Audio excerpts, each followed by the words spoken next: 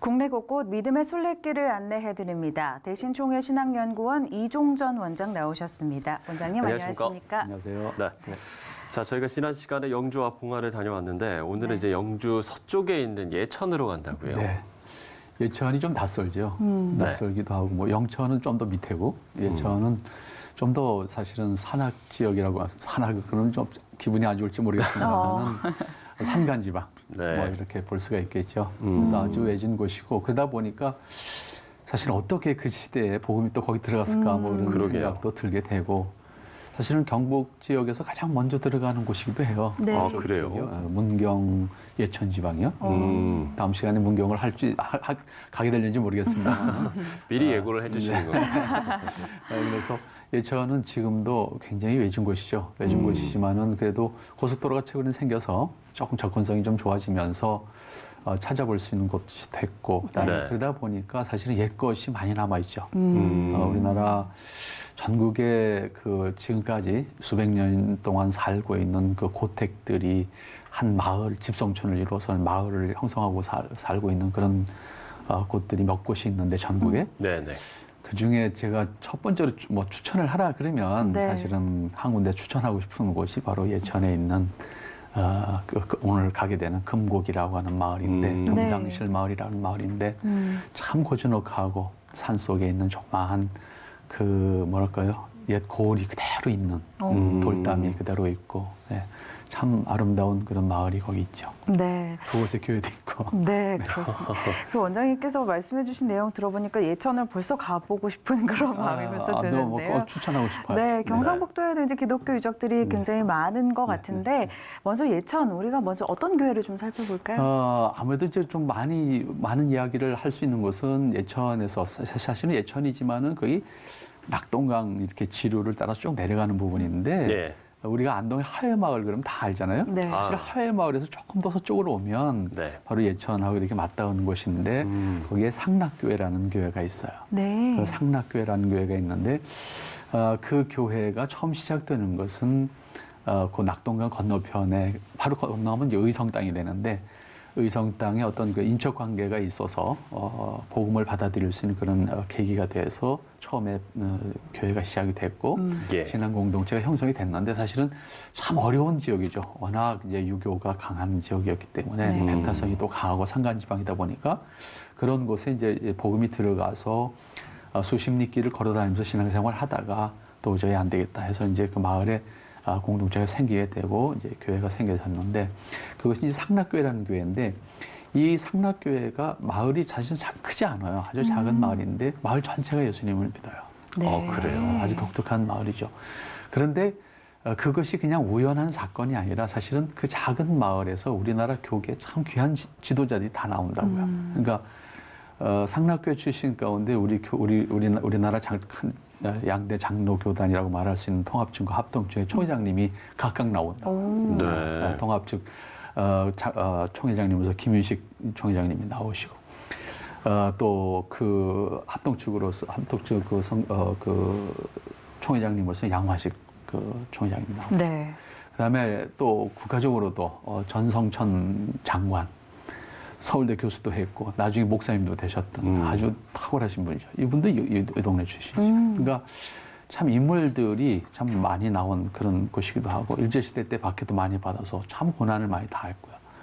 그리고 또 그 뭐랄까요 그 지역 사회를 깨우쳐가는 오늘 소개하는 교회들이 대부분 다 그런 일을 했습니다만은 지역의 그 지역을 깨우치는 그 학교들을 다 하죠. 학교라는 것이 뭐 정식 어떤 건물을 지어서 하는 학교는 아니지만 예배당 건물을 그냥 이용해서 바깥 세상을 알리는 그런 작업을 일찍이 했기 때문에 사실은 그런 산간 마을에서 일찍이 바깥 세상을 향해서 나아갈 수 있는 동기가 됐고 그들이 우리 한국 교회 또 한국 국가의 큰 지도자들로 이렇게 성장할 수 있는 길이 사실은 열리게 되죠. 그런 역할을 했던 것이 상락교회라고 하는 교회고 작은 마을 공동체지만 지금도 마을이 작아요. 작지만은 이 교회가 가지고 있는 의미가 그 지역에서 굉장히 크죠.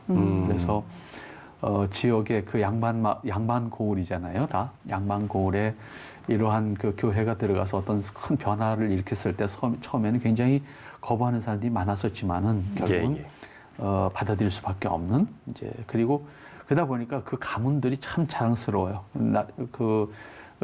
상락교회 100주년 기념 이제 관을 하나 세웠는데 네. 시골 교회지만은 거기에 2층에 가면 기념관이 하나 있어요. 기념관이 하는데 그 기념관에 가면 그 교회 출신들을 다 그렇게 그 사진을 해서 이렇게 가게별로 이렇게 만들어서 해놓은 그 도표가 판넬이 이제 작은 판넬이라고 되어 있는데 거기 보면 참 놀라운 것이 뭐냐면 한 가문에서 예수님을 믿고 16명의 목사님이 나와요. 한 가문, 한 집안에서. 한 집안에서. 그런가 하면, 이제 사회에 나가서 공부를 해서 박사가 23명. 그래서 이런 식의 이제 그러니까 주변 마을에서 처음에는 예수 믿는다고 뭐 이렇게 비판도 하고 뭐 이렇게 배타적으로 대했지만은 결국 그러한 현상들을 보면서 우리 국가적인 지도자들로서 탁월한 역할을 했던 분들이 많이 나오니까 기독교를 수용할 수밖에 없었고 그 마을에서는 일단 교회를 다녀야 된다. 뭐 이런 분위기가 만들어질 만큼 네. 큰 역할을 하는 것이 사실은 상락교회. 네. 그러면 이제 그 상락교회 100주년 기념관에 가면은 그야말로 교회 역사를 쭉 볼 수가 있겠네요. 네, 다 볼 수 있고 아울러서 이제 그 상락교회는 또 우리나라 많은 분들이 이제 고난을 당하셨고 순교도 당하셨지만 순교자가 이제 2분이 나오시죠. 아, 그래요? 그래서 상락교회의 장로님 출신으로서 장로님이 된데 이분이 장로님으로서 순교를 당할 때는 사실 평양 평양의 산정현 교회 장로님이셨어요. 네, 이 산속 마을 출신인데 네. 그래서 일제 시대 때 고난을 투옥당해서 이제 고난을 신사참에 반대를 하시다가 사실 주기철 목사님하고 같이 그 고난을 당하셨거든요. 그리고 결국은 6.25 때 순교를 당하시는 됐죠. 그런가 하면 또 강도사님 한 분이 계신데 엄주석 강도사님이라는 강도사님인데 이 강도사님은 6.25 때 또 순교를 당하셨고요. 네.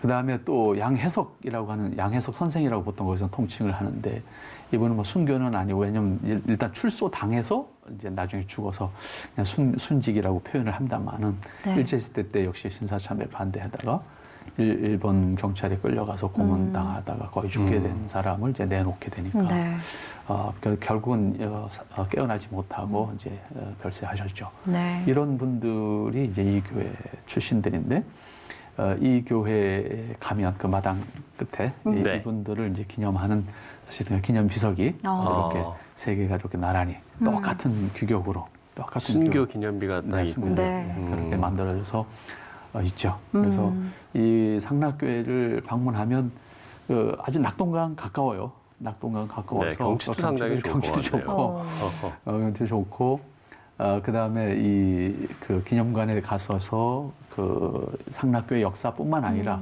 사실은 신앙의 유산들이 어떻게 남겨졌는가, 그리고 그 열매들이 뭔가라고 하는 것을 볼 수 있도록 이 교회에서는 그 판넬 작업을 잘 해놓으셔서 아무래도 전 프로가 한 건 아닌 것 같아서 좀 아쉽긴 했지만 오히려 그것이 더 거기다운 그런 것 같아요. 그래서 그런 모습을 우리가 볼 수가 있고 그다음에 일제의 그 신사참배에 반대하면서 또 공산주의자들에 의해서 엄주석 강사 같은 경우에는 사실은 뭐 총으로 사살된 것도 아니고 그냥 창으로 찔러서 이제 별세를 하게 됐는데 그분들의 삶 또 그분들이 왜 그런 삶을 선택을 할 수밖에 없었는가라고 하는 어떤 그들의 신앙의 그 열정이라고 할런지 또 순수성이라고 할런지 그들이 가지고 있었던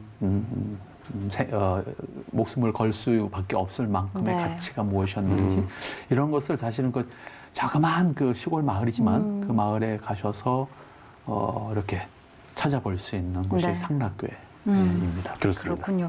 이렇게 상락교회 이야기만 해도 참 이야기거리가 많다는 그런 생각이 드는데 그 밖에도 좀 오래된 교회들이 더 있다고 들었습니다. 네, 뭐 단순히 오래된 교회로 말하면 참 많아요. 많지만 우리가 아까 말씀드렸던 그 금당실 마을이라는 마을이 있는데 거기 이제 금곡교회라는 교회입니다. 이 교회에서도 참 아주 한국 교계에 참 탁월한 지도자가 나와요. 이 산속 마을이 지금 산속에 여기는요. 아주 산속 마을인데. 합동 측과 통합 측이 분열되기 이전 네. 1956년에 총회장을 하셨던 이대영 목사님. 이분이 승동교회 목사님이셨거든요. 마지막에 서울 승동교회 목사님이셨는데 이 이대영 목사님이 요 동네 출신이거든요. 그러니까 그만큼 그 어떤 깊은 산속 마을에 복음이 들어갔는데 이 교회가 사실은 아까 우리가 생각했던 상락교회보다 훨씬 일찍 시작이 돼요. 시작되고 예천 지방에서 가장 오래된 교회라고 볼 수가 있죠. 네. 근데 이 교회가 만들어지는 것은 참 복음의 루트라는 것이 참 예측할 수가 없는데 이 교회 같은 경우에는 이유직이라고 하는 사람이 서울에 있었는데 예. 소위 뭐 당시에는 뭐 대감, 영감 뭐 이렇게 불렸다 그래요. 그러니까 나름대로 어떤 그 벼슬을 하셨던 분인 것 같아요. 구체적으로 모르겠습니다만 이 이유직이라고 하는 분이 서울에서 낙향을 해요. 1893년에 네. 낙향을 해서 근데 이 사람은 이미 낙향할 때 크리스찬이었어요. 크리스찬으로서 낙향을 해요. 낙향을 해서 결국은 자기 마을에다가 99칸짜리 집을 쳐요. 자기 형을 위해서. 그리고 그 구석에다가 몰래 모일 수 있는 공간을 하나 만들어요.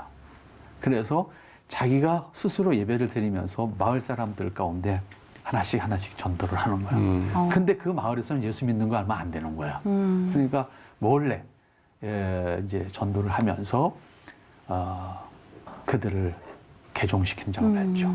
그렇게 해서 자기 집에서 이 공동체를 시작하죠. 그러다가 이게 이제 1907년, 1906년에 이제 이게 드러나고 공식적으로 교회로 세움을 받게 돼요.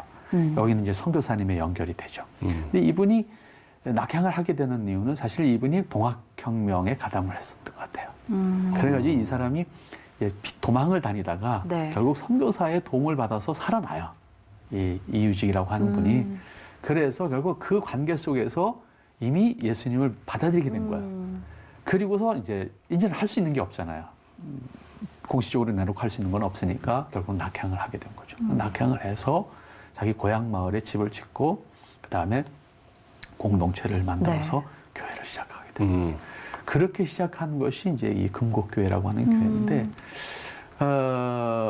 이분에 의해서 주도되던 교회로서 이분이 스스로 또 장로님 나중에 돼서 이 교회를 지켜갑니다만 일제 박해에 의해서 이분 역시 신사참배에 반대하면서 저항을 하니까 결국은 이분도 투옥을 당하게 되고 그다음에 교회가 일제에 의해서 완전히 철거를 당해요.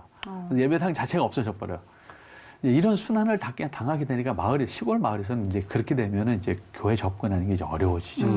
그렇게 돼서 사실은 해방 전후에 직전에는 이 교회가 있는지 없는지 모를 만큼 소수의 무리들이 몰래 모여서 예배드리는 정도였죠. 그러다가 이제 해방 이후에 다시 재건되어져서 오늘날에 이르게 되는데 사실 상당한 규모의 교회로 그 시골 마을에서 지금 상당한 규모의 교회로 성장을 해서 지역 복음화뿐만 아니라 지역 예천군에서 뭐 행사하는 거는 이 교회가 많이 해요. 근데 읍내는 한참 먼데 여기서 읍내는 굉장히 멀어요. 이거 산속에 있는 마을이에요. 그런데도 예천군에서 이 교회를 그냥 둘 수 없을 만큼 이제 활동을 많이 하는 그런 교회로서 많은 일꾼들을 양성하는 그런 교회고 그러한 면에서 이제 이 교회는 어떤 그 일제 때 박해받은 어떤 그런 표식들을 만들어 놓은 건 없어요. 없지만은 이 마을 자체가 그냥 그대로 그 사실을 증명할 수 있을 만큼 옛 모습이 그대로 있어요. 그냥 들어가면 이 교회로 가는 그 길 자체가 그냥 돌담길이고, 정말 몇백 년 전으로 이렇게 돌아가서 갈 수 있는 그런 마을 같은 모습이죠. 그냥 마을 자체가 역사네요. 그렇습니다. 네. 하나의 변한 게 없습니다. 그렇군요. 뭐 말씀을 해주신 대로 산속 마을이고 교통도 상당히 불편하고 또 유교가 상당히 강했던 지역임에도 불구하고 이렇게 복음이 좀 확장할 수 있었던 이유도 있었을 것 같아요.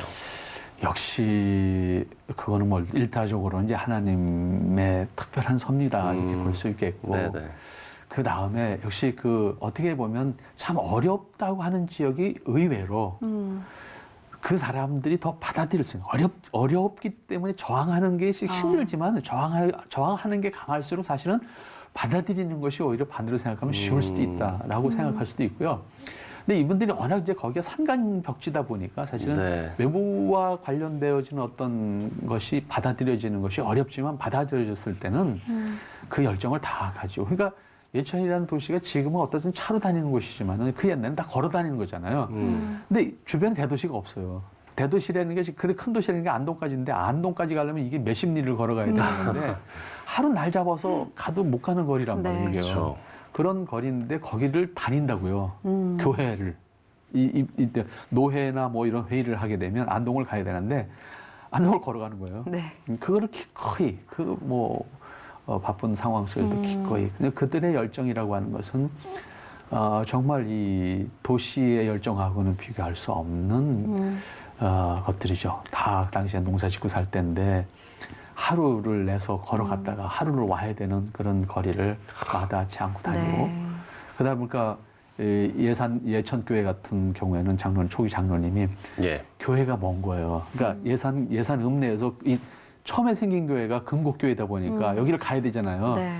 이거를 40리, 30리 길인데 이거를 갔다 왔다 할 수가 없으니까 새벽 기도를 못 가잖아요. 주일은 어쨌든 새벽에 일어나서 가지만 새벽 기도를 못 가니까 자기 집 앞에다가 조그마한 움막 같은 걸 하나 져놓고 네. 거기서 새벽 기도를 혼자서 하시면서 이 신앙생활을 유지하고 날이 굳어서 못 가는 상황에는 자기 마을에 같이 가는 사람들 모아서 거기서 예배드리고 이렇게 해서 시작된 게 또 예천교회이기도 해요. 네. 그러니까 그렇게 초기 성도들의 어떤 그 열정, 그거는 지금 우리 편안하게 살고 있는 우리 시대의 신앙의 갑자기 열정하고는 부끄러워집니다. 조금 네. 비교가 안 되는 그런 열정들이 그 시대에 있었다. 예. 네. 제가 참 이사 가고 나서 교회가 멀어져 갖고 교회를 옮겨야 하나 뭐 이런 고민도 했었는데 다니셔야겠네요. 상당히 좀 네. 부끄러워집니다. 네. 그야말로 마을 전체가 믿음의 역사였던 곳 예천의 교회들을 좀 만나봤습니다. 네. 네, 대신총회 신학연구원 이종전 원장과 이야기 나눠봤습니다. 원장님 오늘 말씀 고맙습니다. 감사합니다. 감사합니다.